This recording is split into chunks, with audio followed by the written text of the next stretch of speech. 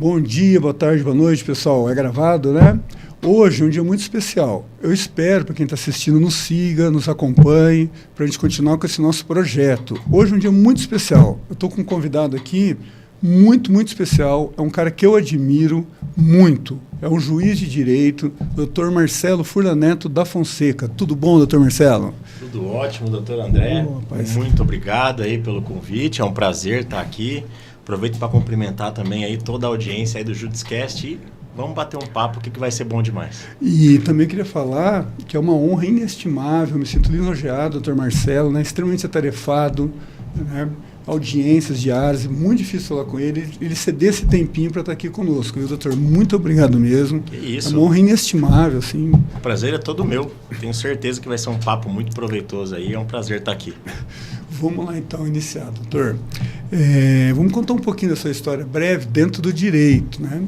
O que te levou a escolher cursar direito?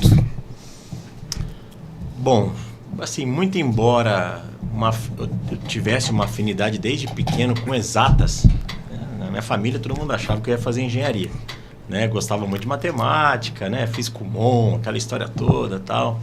Então, muito embora uma afinidade muito grande com exatas, eu sempre gostei muito de história, né? Sempre gostei muito de história, assim. Talvez a disciplina que eu acho que mais gostei, assim, toda a grade curricular aí de ensino fundamental e ensino médio foi história.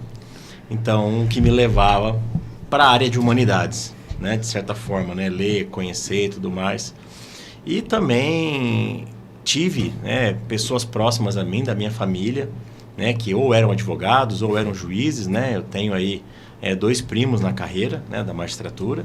Então, de certa forma, essa afinidade, esse gosto pelas humanidades, pela história, mais uma influência positiva, né, de algumas pessoas, somado a todo, entre aspas, caldo cultural, vamos dizer assim, hollywoodiano em torno do direito, né, tribunais, aquela história toda, né, isso sempre mexeu muito comigo. E um belo dia, já com pensamentos, né, de uma carreira no direito, enfim, eu fui visitar a faculdade, né, do Largo São Francisco, lá em São Paulo, né? É uma faculdade que pertence à Universidade de São Paulo, a USP, né? A Faculdade de Direito do Largo São Francisco é a mais antiga do Brasil, né? Foi fundada lá em 1827, salvo o melhor juízo aí, pelo Dom Pedro I na época. E é um palácio, assim, aquilo lá é uma coisa de maluco, né? Para quem gosta dessas coisas históricas, nessas coisas mais clássicas, essa coisa mais ligada à tradição, né? Que é muito o meu caso. Então, eu fiquei, assim, decidido, apaixonado que eu iria para a área do direito. Então, o início da caminhada foi ali, né? E por ter essas influências próximas a mim, né, ligados aí à magistratura, então esse foi sempre um objetivo inicial, né? Ser como eles, né? E é claro, você vai vendo um pouco, conversando com eles, vendo um pouco mais do trabalho, você vai ver nessa parte do fazer a justiça, né? Que, claro, é uma coisa na teoria e outra na prática, né? Enquanto sonhador, enquanto estudante de ensino médio, você não tem ideia da complexidade e da burocracia, né, do dia a dia do magistrado. Mas, enquanto, então, sonhador, essa parte a gente ainda não conhece, e fica com aquela parte boa, né? Aquela parte bacana, aquela fantasia do que deve ser juiz. Então, comecei por aí. E durante a faculdade, né, eu acabei fazendo a faculdade em São Paulo, né, me formei na PUC de São Paulo. Inclusive, eu escolhi ali São Paulo, eu havia passado em outro lugar também, mas eu escolhi São Paulo para, eventualmente, ter oportunidades que só, talvez, a maior cidade do país pudesse me oferecer. Aqui, no caso, eu digo não só da parte cultural e tudo mais, quando você é adolescente, né, você não liga muito para isso ainda, mas se você é pensando ali no direito, os maiores escritórios de advocacia da América do Sul estão em São Paulo. Verdade. Então, assim, poder estagiar num lugar desse, talvez ter contato com áreas que você não vê em outros lugares, né? Eu mesmo estagiei um bom tempo do meu período de estágio em faculdade no mercado de capitais, na área de M&A, que eles chamam, né? Fusões e aquisições. Não é qualquer lugar que tem essas áreas para você conhecer e trabalhar. Então, São Paulo poderia me oferecer isso. E fiquei, confesso que tendencioso a trocar a magistratura pela advocacia por um tempo. Né? Fui seduzido um pouco por esse ambiente, por essa área, por uma coisa assim que foge do nosso contencioso, que a gente está acostumado a ver aqui em Londrina, por exemplo, né? Uma advocacia, claro que tem a sua parte consultiva, mas muito mais contenciosa, né? Quando você vai para essa área de M&A, mercado de capitais, né? Project Finance, financiamento de projetos, é uma advocacia totalmente fora do livro. Sim, eu identifico, eu fiz muito tempo tributário, né? Sim. Meramente empresarial, né? Com recuperação de créditos. Sim. E, enfim, é um universo totalmente diferente. E o doutor, Marcelo, já pensou, você chegou a fazer estágio como assessor de juiz? Sim, assim, o que acontece, né? Quando eu ingressei na faculdade, logo no segundo ano, já meti a cara no estágio, né? Tem que trabalhar, né? Aproveitar que está ali para conhecer. Bom, gente, é uma dica que eu dou para qualquer estudante de direito, estágio, né, doutor? Não tem a menor dúvida, né? Com o certeza. Estágio, ele eu não vou dizer nem a porta de início para uma vaga profissional de verdade, mas é um tempo de aprendizado, é um momento ali que você vai desenvolver habilidades, vai conhecer pessoas, vai conhecer o que você gosta e o que você não gosta. Vai confrontar, eu acho que você teoria botando a mão com a na prática. massa que você consegue efetivamente saber, pô, é isso que eu quero fazer. Quer queira, quer não, uma vez que você escolhe um caminho para a tua vida adulta, profissional, é uma decisão muito séria. Muitas vezes não tem como ficar voltando atrás ou mudando de rumo. Então o estágio ele serve para isso. E nessa experiência eu passei pelo contencioso civil, passei pelo tributário, passei pelo penal, pela advocacia criminal de luxo, assim, São Paulo tem isso, né? Aqueles advogadões, daqueles... Eu não vou falar o nome dos réus aqui, mas é muita gente famosa. É gente famosa, sim. Então conheci isso. Aí no final eu fui para esses outros grandes escritórios que me apresentaram essas áreas de fusões e aquisições, mercado de capitais. E no final eu tinha reservado, né? Assim, se eu não gostasse muito, não tivesse certeza absoluta de algum desses escritórios, de alguma dessas áreas, eu iria fazer pelo menos um ano no fórum, um estágio no Tribunal de Justiça, para saber se aquela minha vontade lá do começo, daquele sonho, se confirmava ali. E foi isso que eu fiz. Então, como eu não tive certeza absoluta, né, se era isso que eu queria para mim, eu falei, não, vou seguir o plano, vou para o Tribunal de Justiça fazer um estágio lá, e vi que era aquilo mesmo que eu queria, enfim, terminei a faculdade, advoguei aqueles 3 anos, né, que são necessários aí pela Constituição e tudo mais, e meti a cara nos livros, né? Então isso aí não teve jeito. Foi um tempo de muita abdicação e dedicação, mas que valeu a pena. Sonho conquistado. Eu só tenho que parabenizá-lo, né? Porque é um dos maiores juízes que eu conheci já na minha vida, já participamos no Tribunal de Júri juntos. Desconto exagero aí, viu, pessoal? Não, é verdade. Fizemos no Tribunal no Tribunal do Júri, fizemos aí, né? E eu só tenho admiração, viu, doutor? Eu vou te fazer uma pergunta. Junto com a magistratura, comitantemente, você tem alguns projetos, né? Qual foi a ideia de iniciar esses projetos? Legal. Assim, eu logo que cheguei na magistratura, né, me convidaram para lecionar na Escola da Magistratura aqui de Londrina. Havia um polo aqui em 2013, né, e me convidaram para que eu lecionasse ali prática de sentença. E eu nunca tinha dado aula assim, né, na minha vida, mas me preparei e tudo mais. E gostei muito daquilo, gostei do resultado do trabalho junto aos alunos, né? Os resultados que eles estavam obtendo ali, os avanços.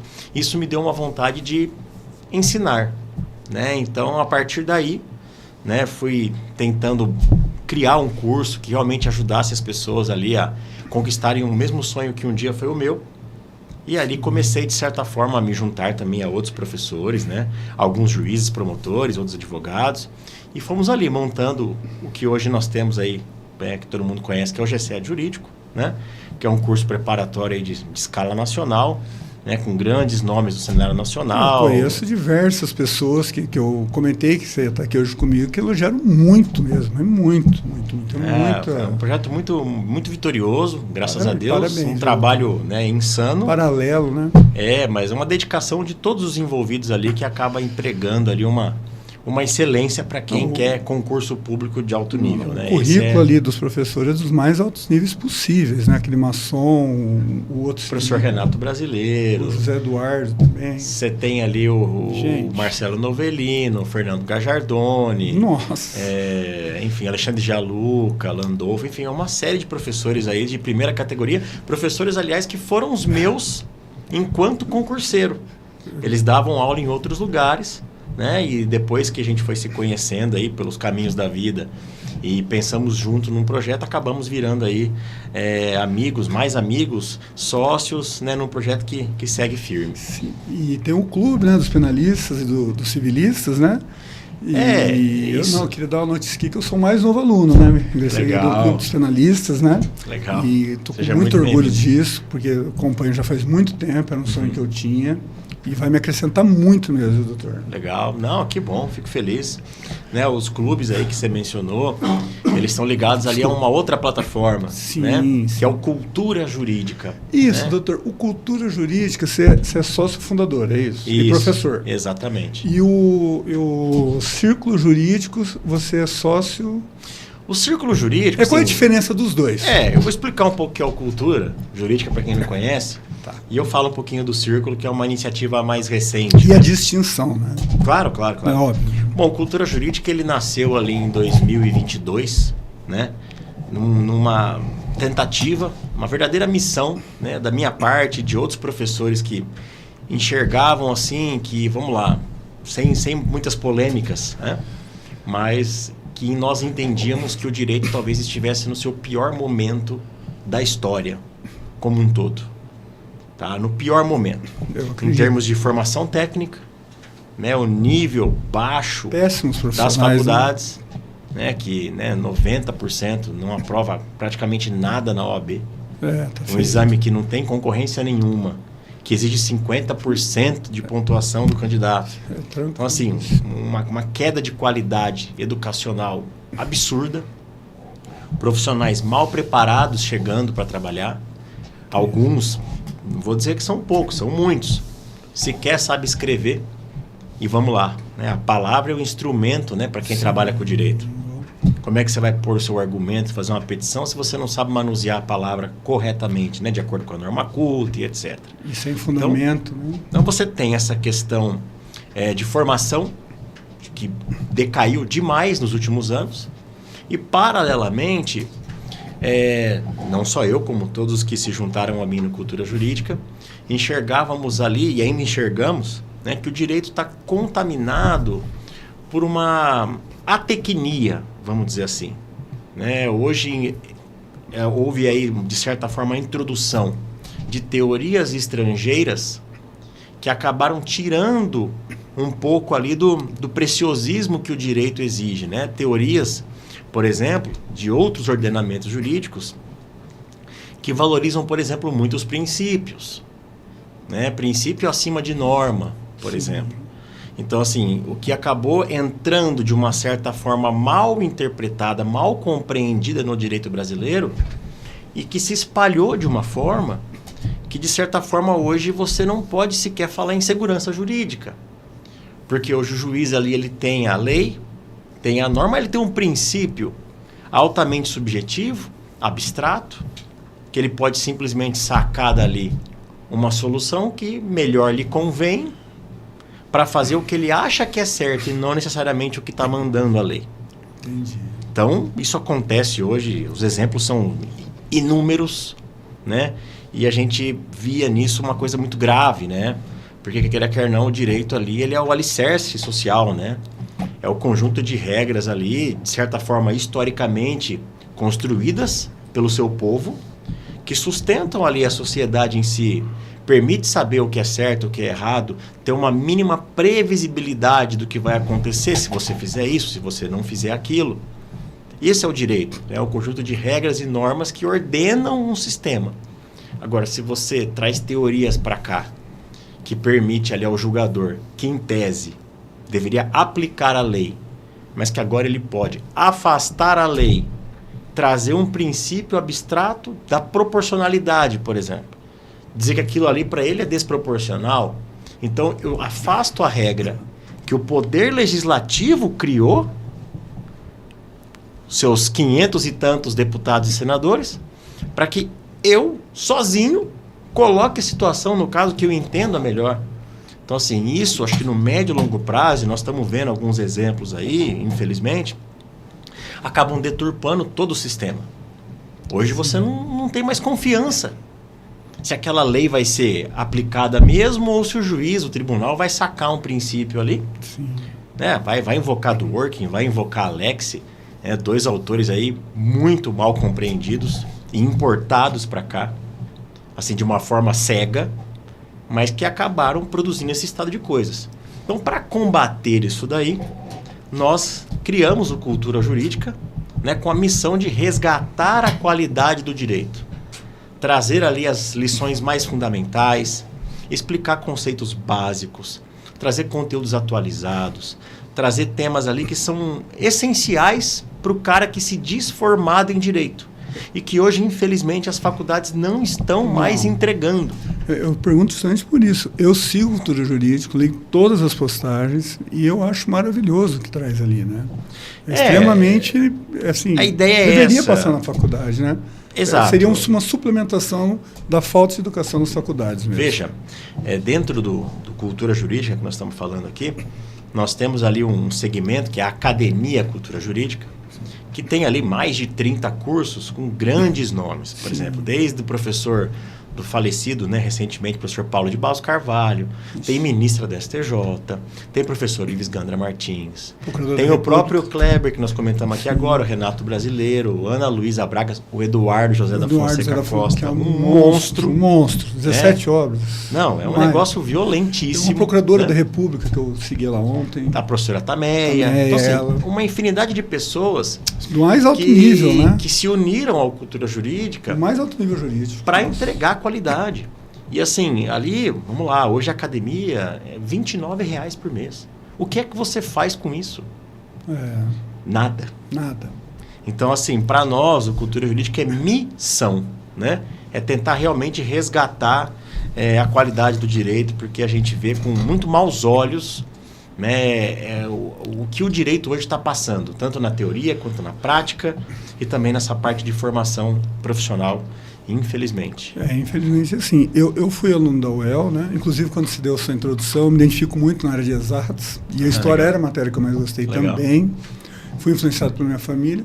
E quando eu fiz na UEL, ingressei em 98, me formei em 2003, se eu não estudasse, era uma universidade difícil de entrar, mas fácil de sair. E... desculpa até, né? Mas assim, fraca, né?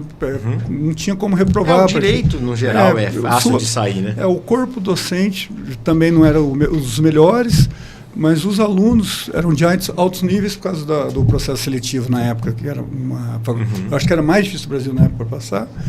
E se eu não estudasse por conta própria, como muitos ali entraram, e hoje não seguem a profissão dentro do direito, viraram corretores de imóveis, que é uma tristeza, né? E dito isso, eu vou perguntar para o doutor, né, se vale a pena hoje você ser um profissional do direito hoje em dia. Olha, eu acho que vale, mas tem alguns poréns que a pessoa precisa considerar, né? Como eu disse, o direito talvez vive o seu pior momento e isso passa pela baixa qualidade da formação educacional que 90% né, das faculdades entregam. E veja, não sou eu que estou falando, tá? Isso aí é exame da OAB, são rankings, estatísticas, não estou inventando, tá? Não estou jogando regra para a audiência aqui, é uma constatação, tá? Então esse é um ponto. Então você hoje, para entrar no direito, você tem que saber que quem escolhe o direito escolhe não parar de estudar jamais. Exatamente. Então esse é um ponto. E eu não digo nem pela questão das atualizações, né, que são muitas. Toda hora tem uma lei nova, uma decisão nova de tribunais superiores. Isso é uma parte. Mas hoje, por conta dessa insuficiente formação técnica que é passada, o bacharel, o estudante, ele tem que buscar ali lições clássicas. Ele tem que estudar por conta. Ele tem que um pouquinho se formar por conta, recorrendo a qual é a melhor forma de você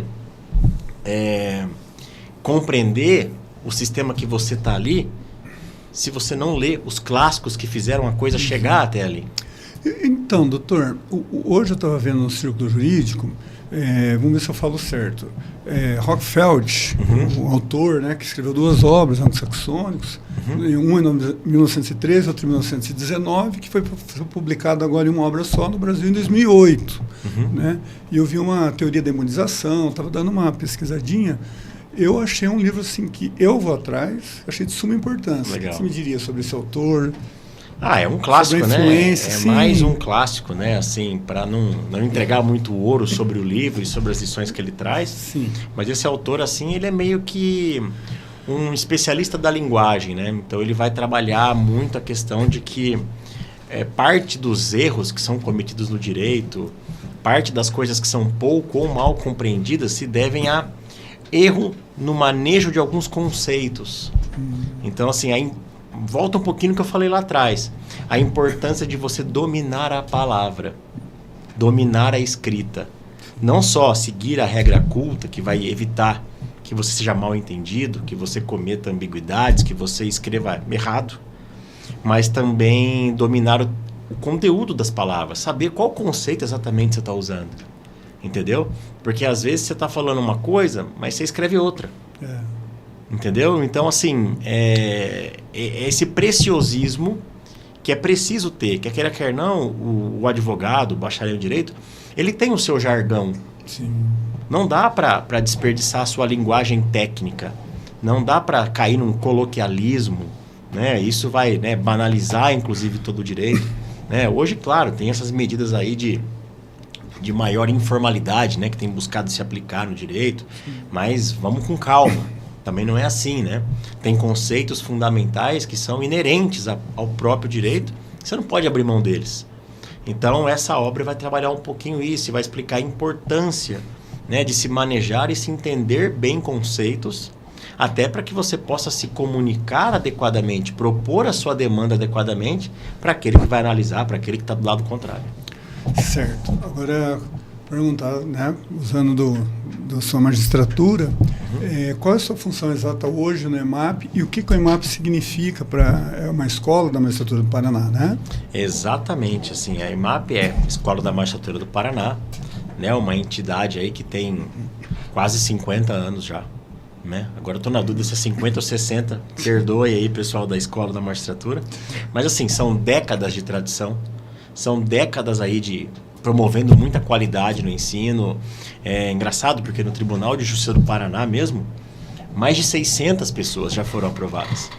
Você tem aí mais de 600 juízes do Paraná que um dia passaram pela Escola da Magistratura do Paraná. Então isso aponta para uma excelência ali na formação. Um percentual, né, altíssimo. Exato. E no ano passado, 2025, em janeiro, eu fui chamado, né? Eu fui nomeado ali pela presidência da AMAPAR, como um assessor especial, né, da presidência da Escola da Magistratura, para auxiliar a escola numa reestruturação dos seus cursos e do marketing da escola. Né? A escola, que queira quer não, estava passando por um processo de modernização. Né? Hoje, o tal do marketing digital está por todos os lugares. É imprescindível, né? Então, por conta ali de uma certa expertise que eu acabei conquistando ali, né, por causa da cultura jurídica, etc. e tal, me pediram para colaborar, para participar mais ativamente ali, para que a escola conseguisse fazer essa transição para o mercado digital da forma mais suave possível e conseguir também rentabilizar mais ali seus cursos, né? Afinal de contas, coisa boa custa caro, né? Então, até para que a escola possa manter a excelência do seu padrão, dos cursos que oferece, então era preciso que entrasse ganhando nesse jogo do mercado digital, né? Para que a coisa pudesse prosperar ainda mais. Então, eu tenho essa participação bastante ativa, né? É algo que todos os dias ali eu tenho contato com ou o pessoal da EMAP mesmo, ou o pessoal da agência de marketing que presta serviço para nós. Eu acabo sendo um elo, né, de comunicação, de criação de demandas, de ideias, enfim. Esse é o papel que hoje desempenho lá. Então, agora nesse ano, acredito, 2026, foram aprovados, foi a primeira fase agora da magistratura, e foram aprovados 40 alunos, foi isso? Isso. Deixa eu te fazer uma pergunta que eu vi nas suas redes sociais também. Você disse que na segunda fase é uma prova mais prática, né? E você comentou sobre a sentença. Qual é a diferença da sentença tua, como juiz no teu dia a dia, com uma sentença de um concursando que vai prestar? O que você poderia falar para essas pessoas? Vamos lá, né? Assim, a prova da segunda fase da magistratura, ela envolve tanto a elaboração, né, de respostas a questões dissertativas, como também tem a questão prática, né, a questão das sentenças, né, que é ali uma prova de sentença cível, e uma prova de sentença penal, né? Para você, no dia da prova, é entregue um enunciado e você ali, como juiz, deve, então, proferir a sua sentença, né? Acontece que ali é um momento muito especial porque você vai ser avaliado por tudo. Ou seja, no dia a dia, né, fazendo já um paralelo antes de concluir, são centenas de processos que todos os dias a gente tem que analisar. Despacho, decisão, sentença, uma vara que tem um certo volume, centenas de processos por dia. Se for juizado especial, então, nem se fala. E assim, é muito difícil você conseguir cuidar 100% de todos os detalhes com esse volume de processo. É natural, né, que um ou outro erro de ortografia acabe passando. Um ou outro erro de ter deixado de analisar um pedido. Às vezes o autor fez 10 pedidos ali no afã de resolver os processos e viu 9. Então, passou um pedido.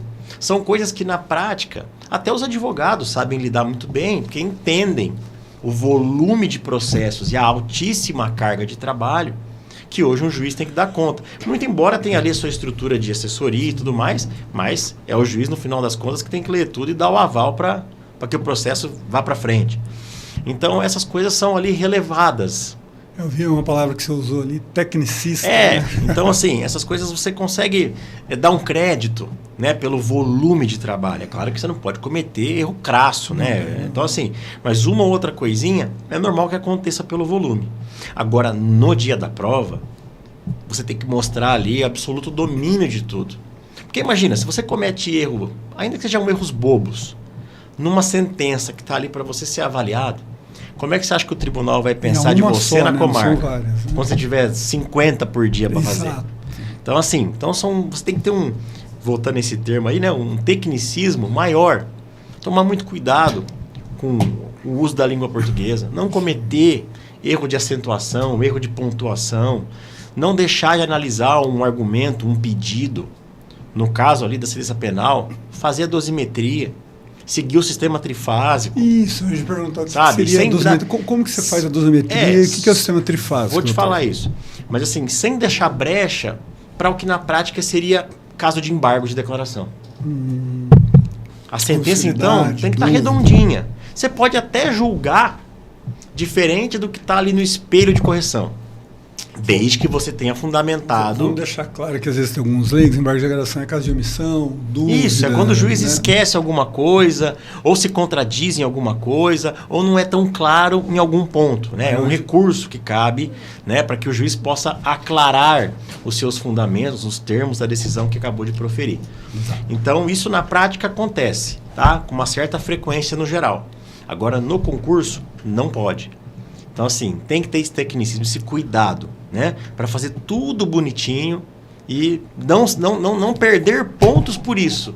Se vai perder ponto porque a banca queria que julgasse da forma A e você julgou da forma B, bom, aí é uma briga. Porque tem que ver se a tua resposta B também poderia ser viável, se ela seria admitida. Mas errar português, deixar de analisar pedido...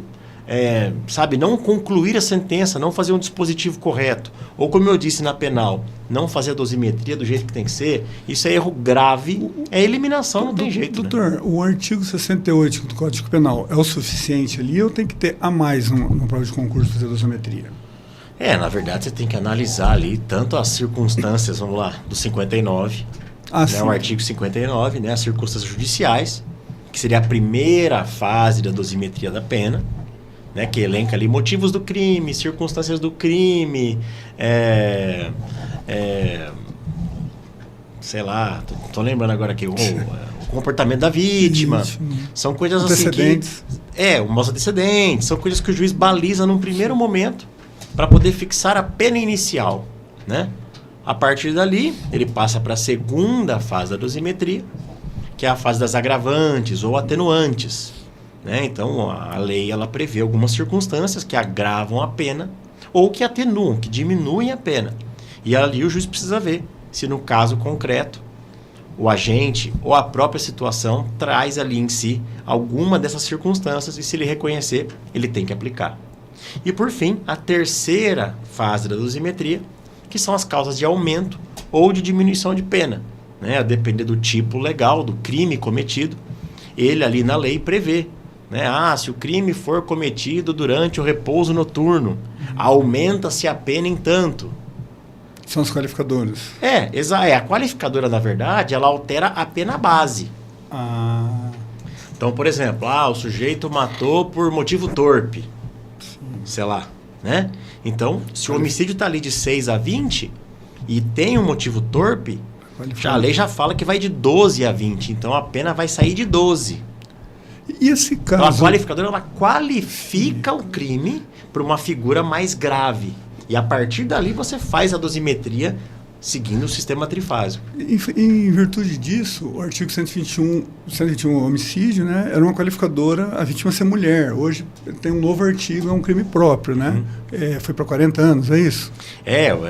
Talvez seja o crime mais grave hoje com certeza. do Código Penal hoje, é essa questão do homicídio por circunstâncias do sexo feminino, né? Então, realmente, ficou uma figura realmente bem complicada aí.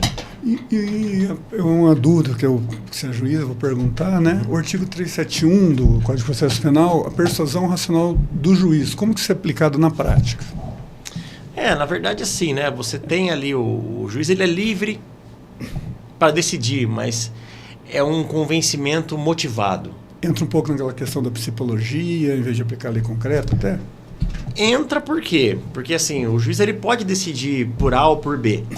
Mas, seja lá qual for a sua decisão, ele deve expor os motivos da sua decisão, né? Então, por isso ali, um livre convencimento motivado, né? Ou, como você bem disse aí, essa questão da persuasão racional. Ou seja, o juiz não pode dizer, eu condeno o João porque eu quero. Não pode, ele precisa explicar o porquê, trazer elementos técnicos, né? Por que a lei se aplica dessa ou daquela forma. Então o juiz precisa motivar, explicar as suas razões, seja lá qual for a sua decisão. Certo. Isso é fundamental, acontece no cível, acontece no penal, né? Não é como acontece, por exemplo, naquele júri. Sim. Que nós fizemos ali, que os jurados, eles sim, são livres para decidir independente de motivação. Certo. O jurado, ele pode condenar o réu porque não gostou da cara do cara, não sei. Ele não precisa nem dizer.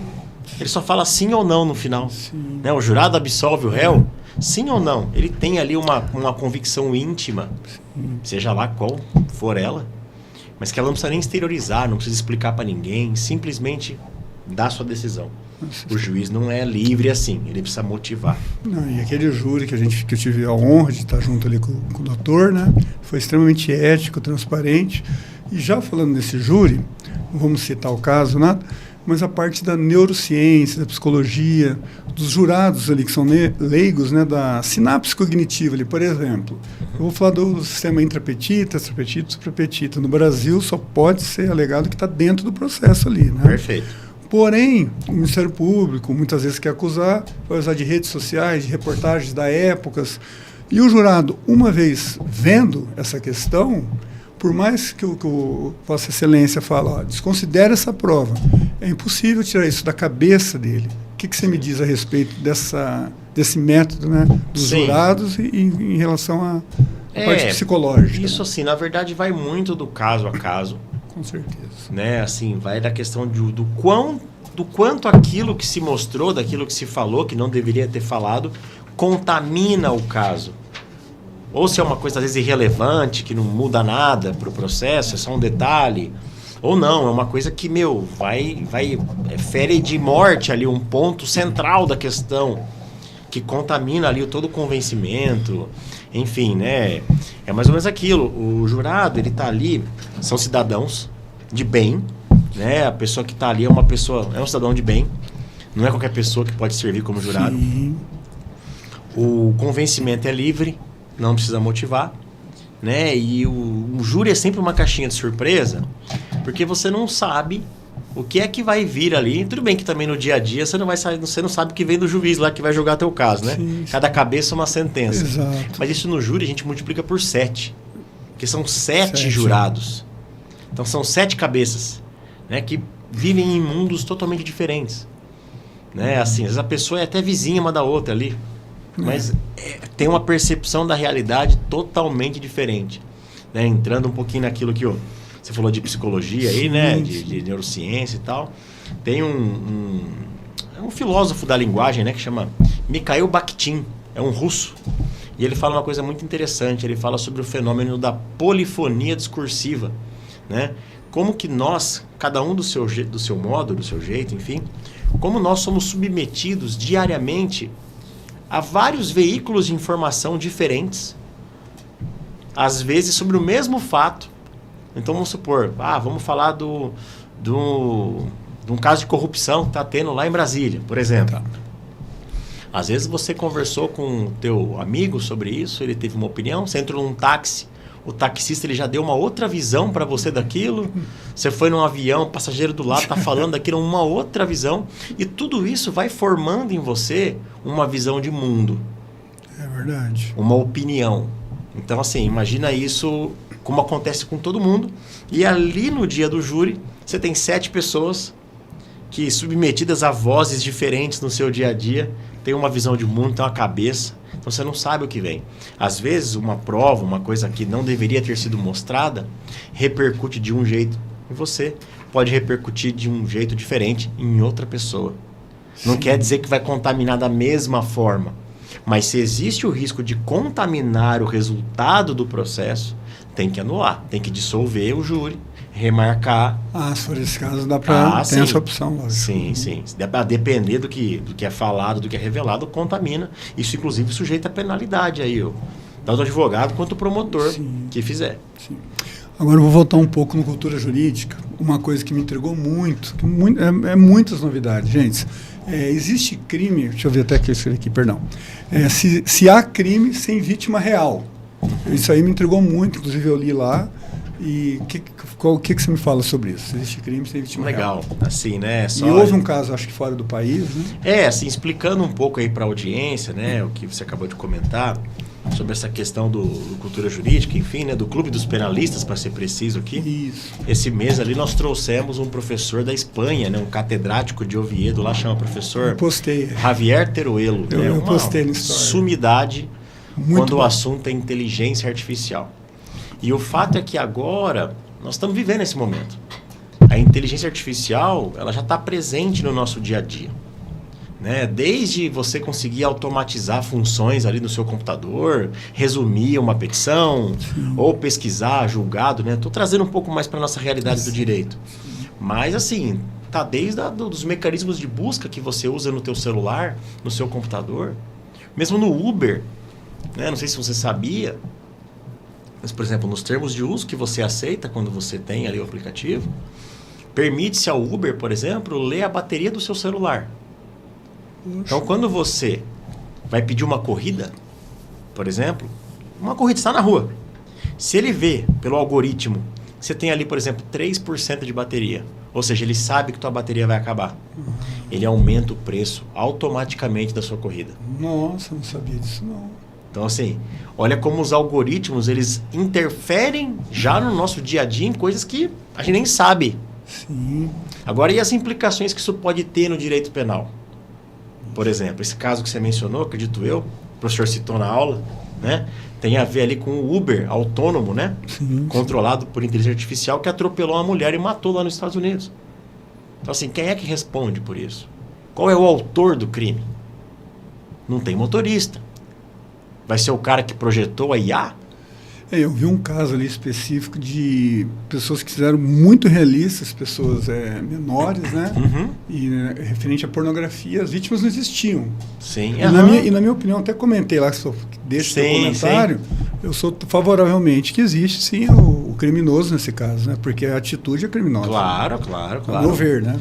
Você tem ali crimes que você não tem uma vítima específica, mas são aqueles crimes contra a coletividade, né? Por exemplo, crime ambiental. Exatamente. Não tem uma vítima em si, é uma coletividade, né? E agora, nesses casos de IA, é aquela coisa, você tem ali uma vítima virtual, muitas vezes. Mas é aquela coisa, aquela vítima virtual, ela está representando, se passando por uma vítima real. Sabe quando tem aquele caso, no direito penal de hoje mesmo, aquele erro quanto a pessoa? Sim. Que a pessoa atira em José achando que é João. Sim. Mas mata José e não João. Para fins do direito penal, considera-se que João morreu. Ou seja, leva-se em conta a vítima que ele queria de fato ter atingido. Exatamente. Então você tem uma vítima virtual, você tem uma vítima real. Exato. Dá para trazer um pouquinho esse conceito, né? Para esse caso aí. O cara simulou ali ele praticou, uma pessoa em necessidade, simulou um filho, pai, fui sequestrado. Quem já não passou por um golpe desse? Exatamente. Fui sequestrada, me passa um Pix, não sei o quê. E hoje a IA permite até copiar a voz da pessoa. Imagem, voz, né? Tudo. Então, assim, uma pessoa mais idosa, uma pessoa às vezes mais inocente, menos habilidosa com tecnologia, é vítima fácil desse tipo de coisa. Então, assim, a inteligência artificial, seja no processo penal, direito penal, como no direito civil.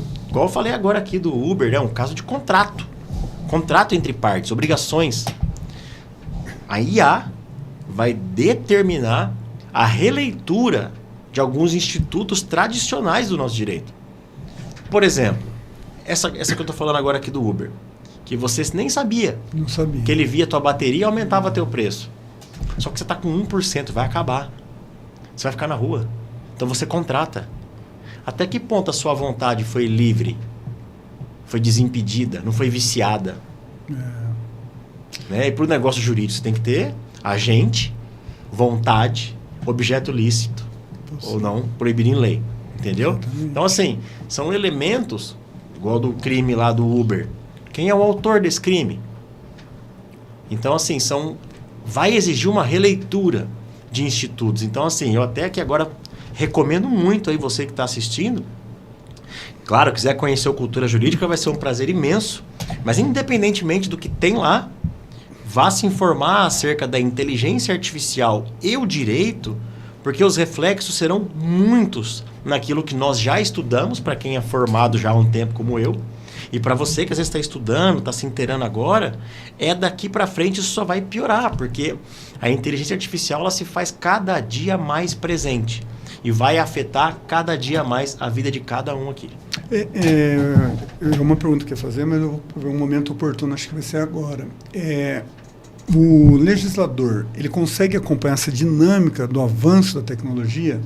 Por exemplo, eu vejo que é um campo meio sem lei. Eu vejo que existem alguns crimes que é quase impossível identificar o autor, por exemplo.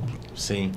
É gravíssimo. Muitos na era digital, acredito eu. Né? Essas coisas de blockchain, crimes na blockchain, crimes fora da blockchain, né? Questões algorítmicas, vamos dizer assim. Né?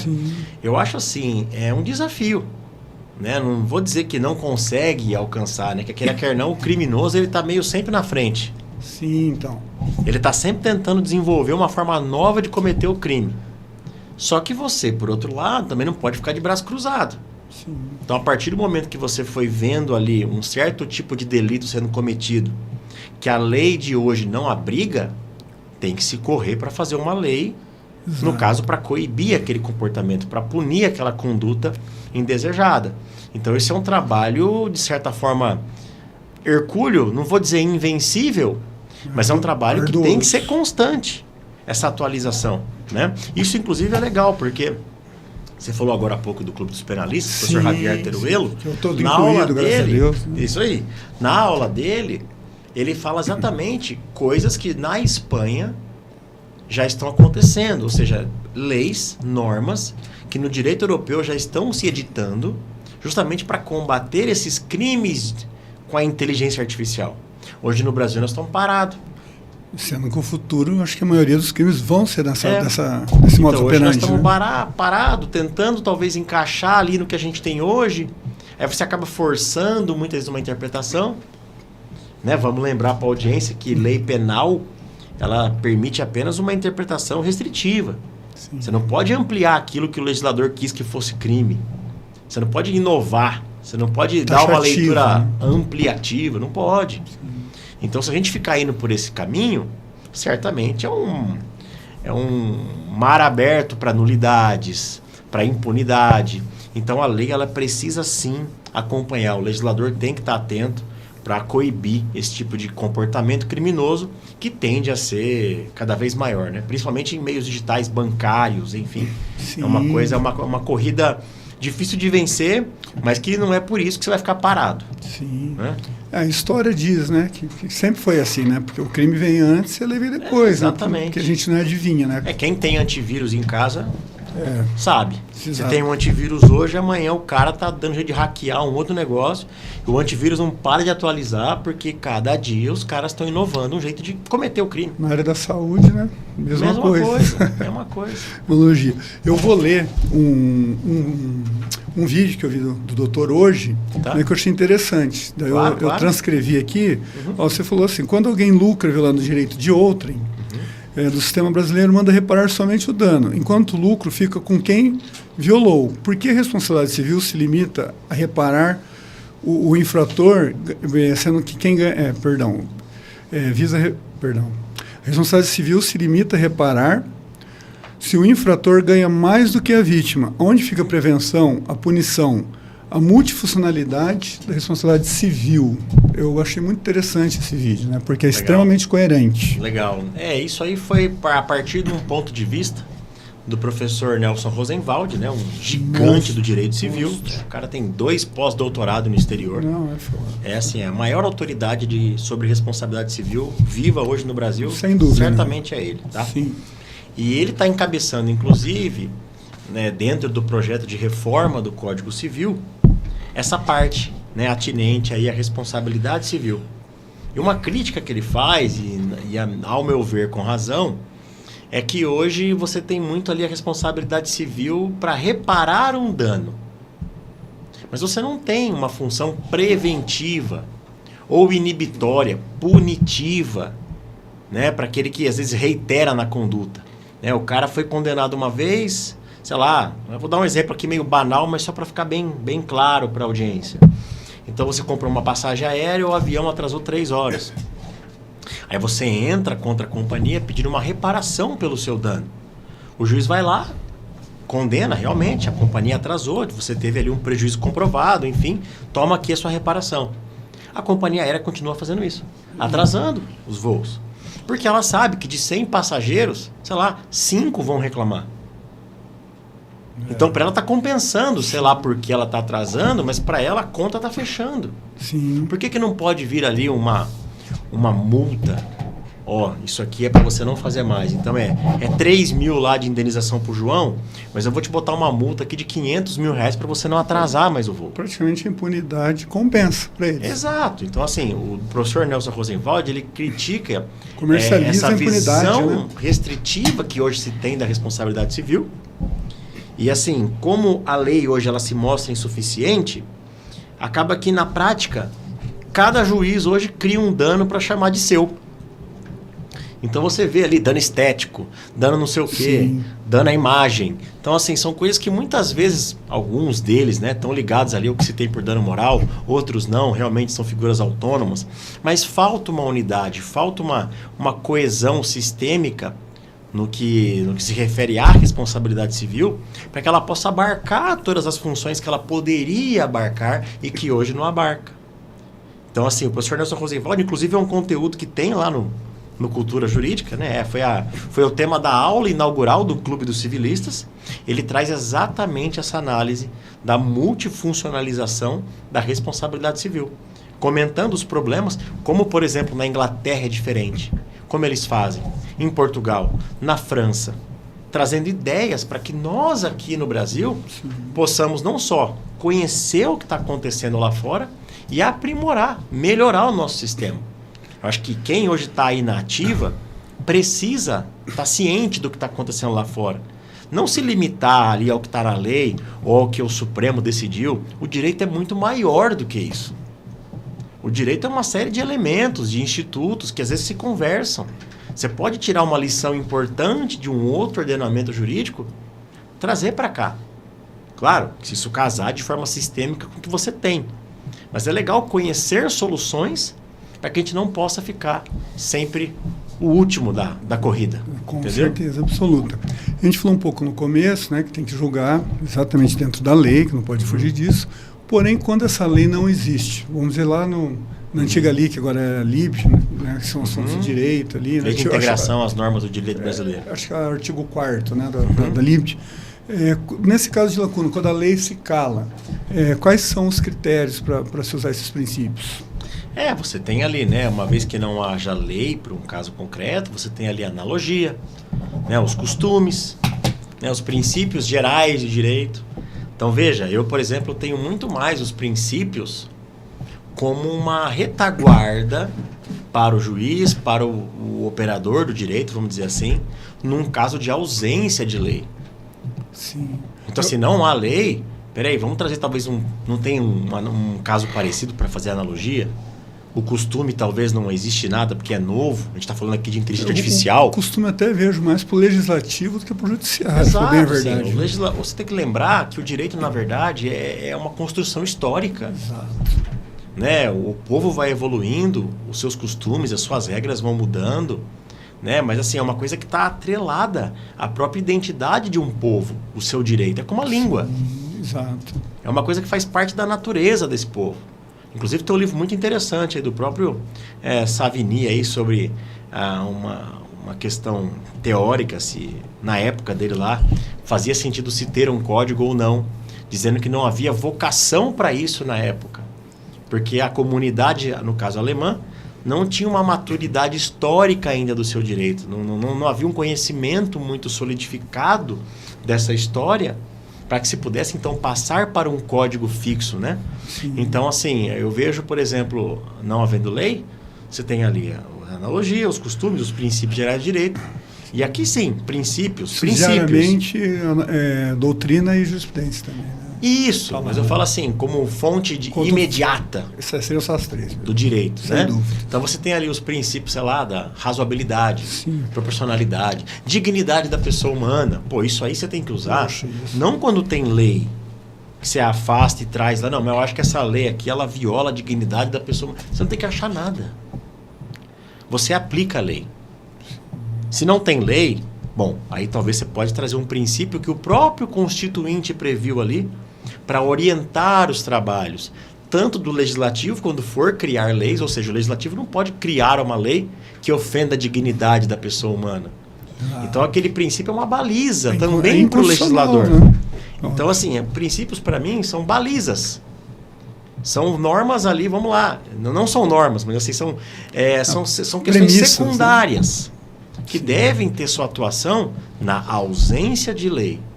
Mas não quando se tem uma lei. Aí eu acho que isso distorce muito o sistema, é muito perigoso. Eu vou usar uma frase que eu vi também no Círculo Jurídico, eu acho, do Pontes de Miranda, né? Quem só lê lei é louco e quem só lê direito não sabe nada de direito.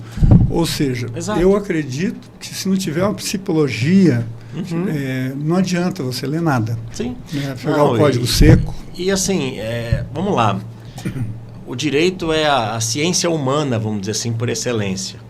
Sim. Né? Você tem ali um pouco de filosofia, você tem ali sociologia, você tem várias áreas da humanidade, né? Algumas ali mais ligadas à moral, à ética, enfim, outros mesmo a sistematização de conhecimento, como é a filosofia, que permeiam o direito.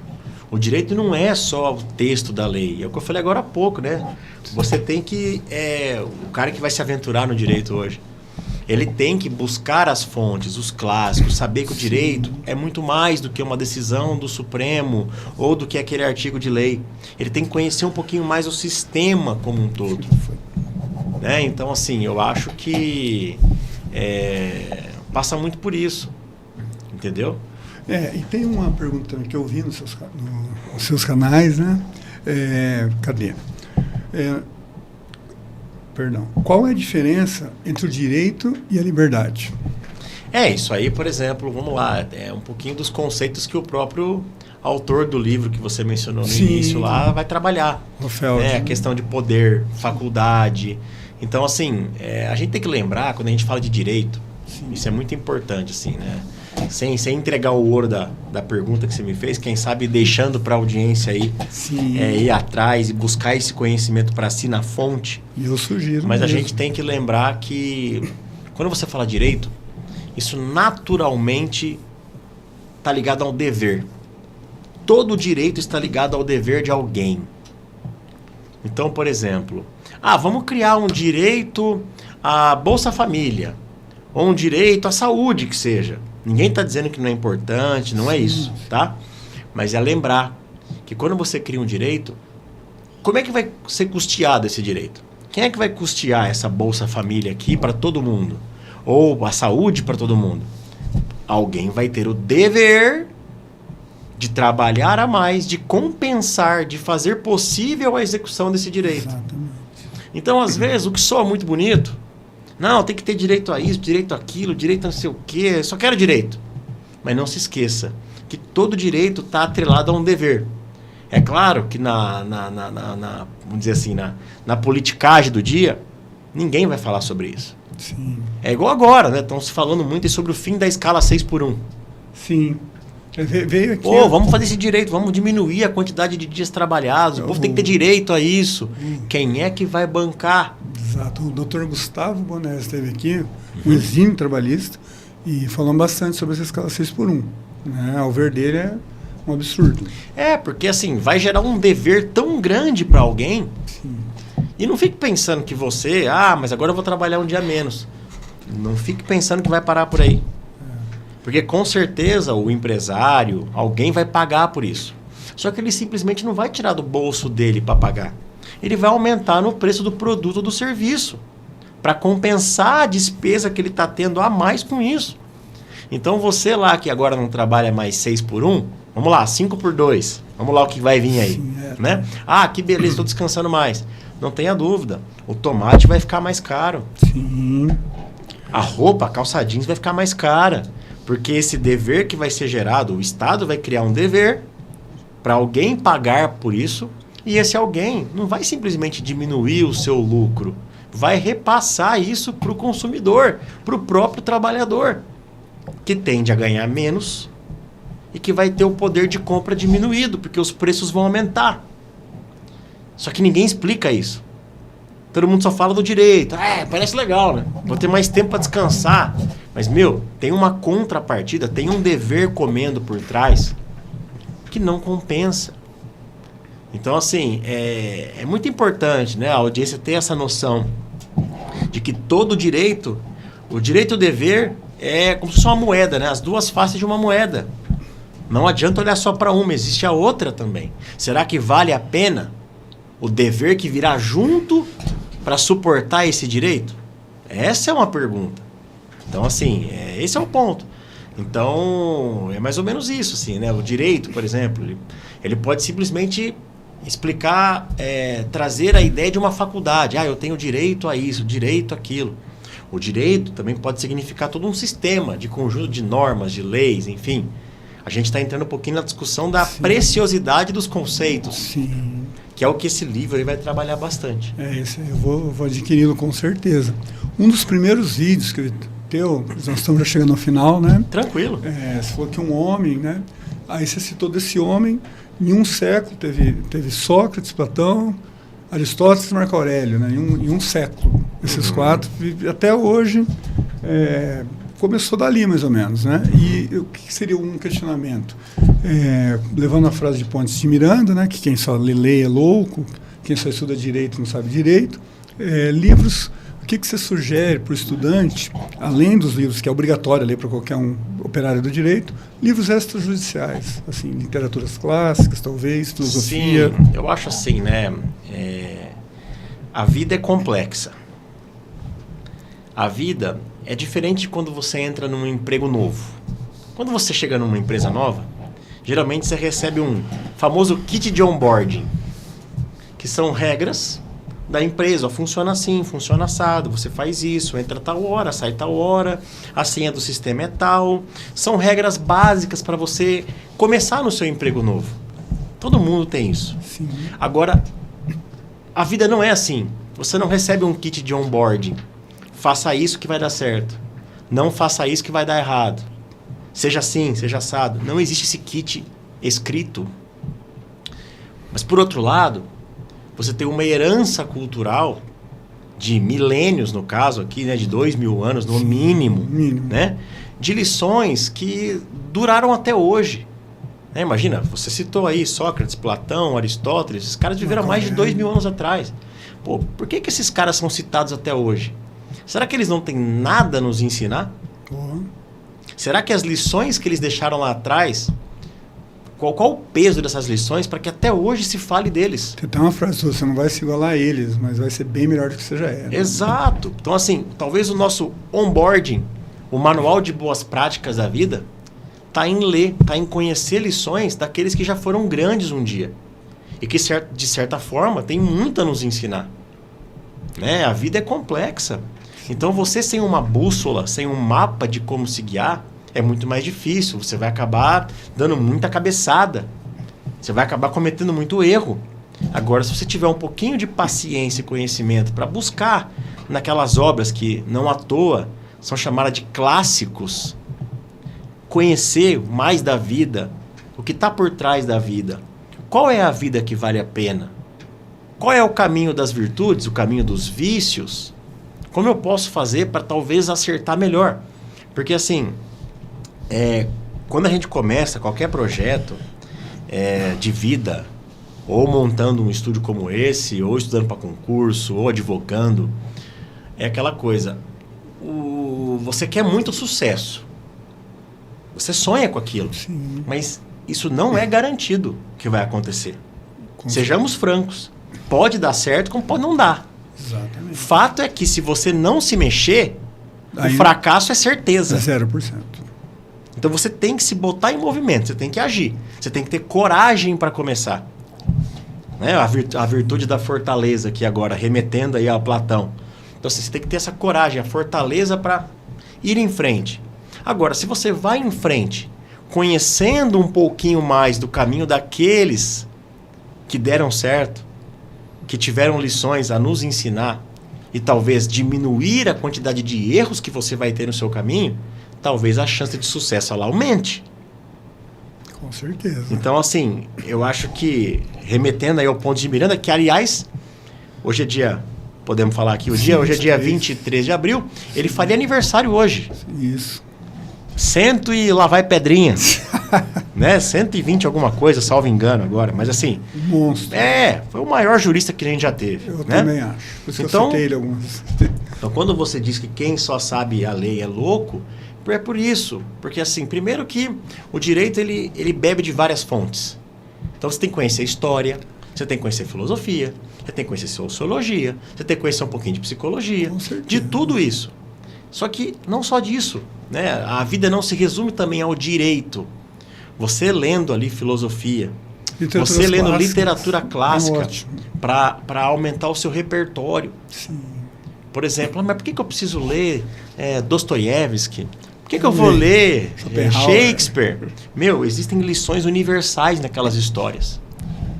Sim. De dramas humanos. Não, existem verdadeiros absolutos em Montesquieu, por exemplo. Injustiça para um é uma afronta à justiça de todos. Exato. É coisas assim... Sim, então assim, existem lições universais que você, às vezes, lendo uma história, aprende, entende. O Beccaria mesmo, eu não sei se a razoabilidade e profissionalidade veio do delitos e penas e delitos dele. Vem ali sim, porque ele trazia um pouco a ideia de pena mais justa, mais humana. Naquela época, né? Porque naquela época, sei lá, né? O cara foi torturado. Furtava uma fruta lá, ele foi preso por casar. Por 5 anos. Ele foi preso por casar para uma mulher que não era nobre, pelo próprio pai, né? Exato. Então era questão de trazer um pouco mais para uma dignidade humana, sim, né? A questão da pena, enfim. Sim. Mas é isso, então... eu gosto muito de ler, assim, filosofia, especialmente, gosto. Eu compartilho. Tem um autor que eu gosto muito, assim, um livro muito rico e pequeno, né? Chama A Vida Intelectual, né? É de um padre, Antony Sertilanges, né? Eu vou depois pegar. É um francês, tal. E, assim, lições muito interessantes, sabe, assim, sobre hábitos que a gente pode desenvolver para conseguir traçar uma caminhada melhor. Entendeu? Hábitos a se evitar, coisas a se fazer, né? É aquela coisa, né? Trazendo um pouco aqui, fazendo um paralelo dos livros. Por que uma pessoa, por exemplo, sei lá, não come chocolate ou toma Coca-Cola o dia inteiro? Por que ela não come McDonald's 3 vezes por dia? Para preservar a saúde, né? Porque ela sabe que o corpo faz mal, né? Vai ficar barrigudo, gordão, vai ficar doente, colesterol, uma série de coisas que todo mundo sabe que não é legal. Se é assim com o corpo, Por que as pessoas não pensam assim com relação à mente? Exatamente. Então, quer dizer, o que é que você está consumindo hoje? Será que está te fazendo uma pessoa melhor ou não? Exato. Ficar rolando o celular aí, vendo besteira o dia inteiro. Nossa. É igual você tá ingerindo Coca-Cola, chocolate, McDonald's o dia inteiro. Inclusive, acho que já tem até grupo de 12 passos para quem tá... É vício celular mesmo, virou um vício. Então, É assim, igual alcoolismo, igual dependência química, o celular é um vício. O celular é um vício. Virou. Então, assim, a dopamina, né? Tal. É, tudo. Então, assim, mas ali tem conteúdos impróprios, conteúdos que não te Não. levam a lugar nenhum. Leva pra um Só lugar ruim. porcaria, É horrível. só meme, só... Por outro lado, sei lá, música. Com todo respeito a quem gosta desses youtubers sem conteúdo nenhum, tem Tem milhões de muito. seguidores, Então, fortunas, assim, né? Isso que você está consumindo na tua cabeça A gente tá está fazendo de você uma pessoa pior, mais preguiçosa, mais lenta, Exato. menos inteligente. Usa menos o cérebro, tá tudo mastigado, né? A mesma coisa, a música que você ouve, Vixe, ela reverbera em você. eu amo, nossa, eu adoro música. Então, assim, você vai escutar o quê? Música que fala pornografia? Não. Aqueles ritmos que só servem para mexer o corpo. Quer dizer, a música em tese, lá atrás, né? Na época clássica ali, Bach, etc e tal, era uma coisa para elevar o ser humano. Era meio que um encontro com o transcendente, era um momento dele... É metafísico. Sabe? É metafísico. Sim. Então, assim, você pode escolher o que você vai consumir, mentalmente falando. Que livros que você vai ler? Você vai ler os clássicos, que tem lições universais para te ensinar? Ou você vai ficar lendo besteira no Instagram? Ou lendo livros sobre a polêmica do dia? Ou a revistinha, se fulano traiu ciclano? Tá perdendo teu tempo. Tá consumindo lixo. É, Entendeu? não vai ajudar em nada. Então, assim, Exato. hoje você vê tantas pessoas preocupadas com a saúde física do corpo e se cuidando, e academia não sei quantas vezes por dia, e não come isso, e não come aquilo. Cara, mas por que não faz isso com a cabeça também? Tem a saúde mental, física, psicológica, espiritual, né? Cara, uma a mente junção, sã vem né? primeiro, tá? Sim, a mente é tudo, né? Por uma vida equilibrada, de fazer o que é certo, né? Um caminho mais de virtudes, vamos dizer assim, de coisas que fazem bem para você, né? É um caminho muito mais, primeiro, difícil de ser guiado, mas é o mais seguro. O único, talvez. Você ter só um corpo saudável, mas uma mente deturpada, tudo bem, você não vai ter um ataque cardíaco talvez, você não vai ter uma diabetes, mas cara, você como ser humano, você não é só um animal que come, dorme e se reproduz. O que você vai deixar, né, para seus filhos, como você vai educar tua Exato, família, o que né? você vai levar, o que você vai aprender da vida. É o que a gente leva, é isso, né, doutor? Então, assim, essa construção de repertório, de bagagem, que para mim passa pelos clássicos ali. Tem muito livro bom, é até difícil, né, falar de um só, mas enfim. É um livro que eu gosto muito, né, esse da vida intelectual. De um padre. Ó, teve um padre aqui, o padre Márcio, ele é doutor em Direito Canônico, ele esteve aqui no podcast. Foi muito interessante, né, porque eu também sou apaixonado por história. Sim. E o Direito Canônico é praticamente a Rota Romana, é o último tribunal deles lá em Roma, né? Sim. E foi um direito romano praticamente, ainda lá atrás, né? Não evoluiu, mas é muito bacana. Sim, não. Assim, acho que as pessoas hoje não refletem muito. Sim, Elas não pensam. É aquela coisa muito automática, né? Rápido. Eu tenho que trabalhar, comer, e o meu tempo livre hoje não é para me aprimorar. É para eu descansar. E descansar vendo besteira. Vendo YouTube, vendo não sei o quê, conteúdos que não me levam a lugar nenhum. Mas consome o que você tem de mais precioso, que é o teu tempo. É muito imediatismo. Eu vi uma frase, não sei de quem, agora me esqueci, mas se um porco votasse, em quem ele votaria? A quem lhe dá alimento. Mesmo as pessoas que dão alimento matou toda a família dele. Exatamente. Né, por causa do gente. imediatismo. Não, e essa falta de racionalidade. Sim. As pessoas não pensam. E não pensam direito porque não tem uma formação adequada.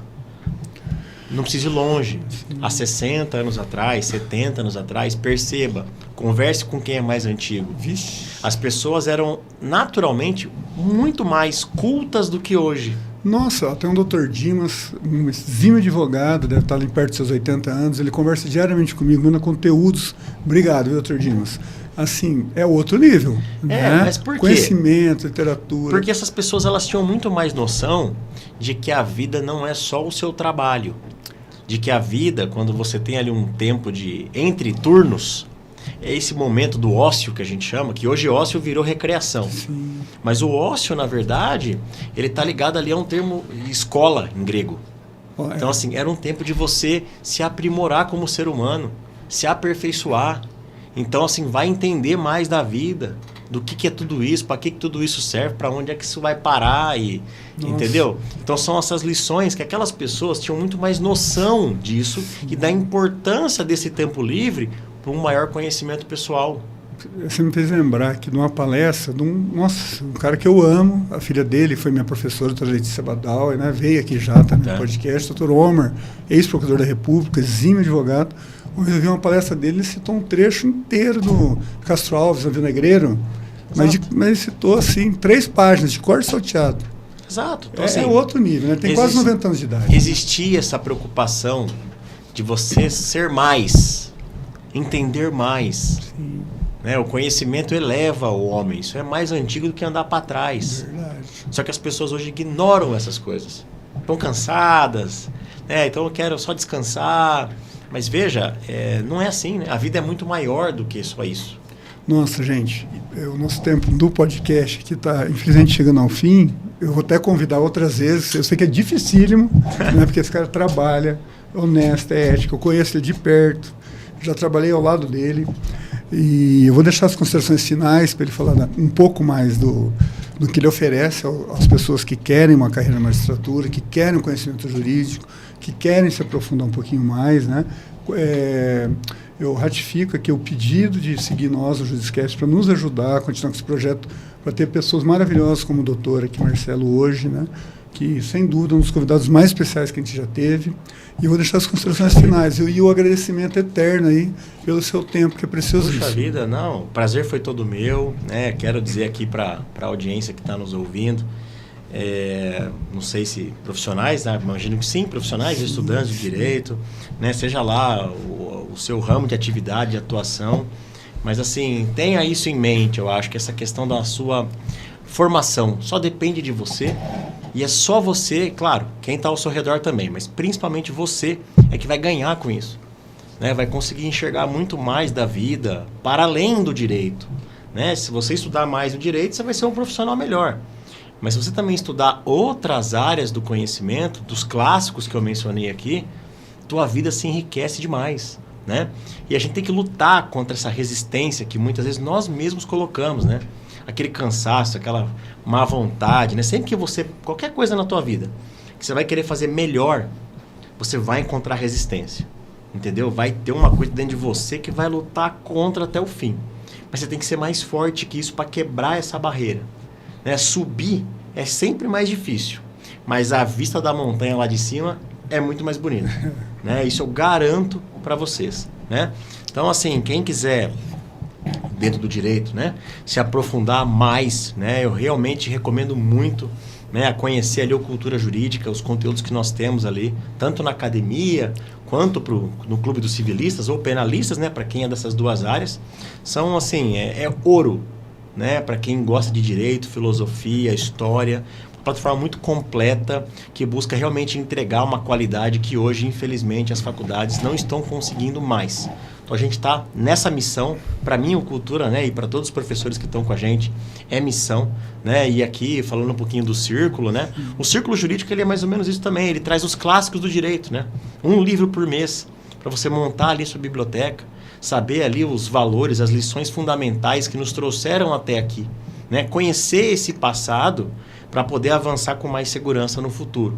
Acho que isso é fundamental, né, sem aquele mapa que eu comentei, aquele guia de boas-vindas que a gente hoje obtém pelos clássicos, tudo fica mais difícil, né? Então, assim, quero agradecer ao pessoal do Judiscast, ao meu amigo aí, doutor André Cunha, pelo convite, tá? É uma honra de ter Fico à você como disposição. amigo, Imagina, tamo junto, como se diz, tá? Conte comigo, foi um prazer estar aqui e até mais, até uma próxima oportunidade. Vejo vocês aí, ou aqui no Judiscast, ou no Cultura Jurídica, enfim, vai ser um prazer, tá? Muito obrigado mesmo. Obrigado, doutor. Até mais. Valeu.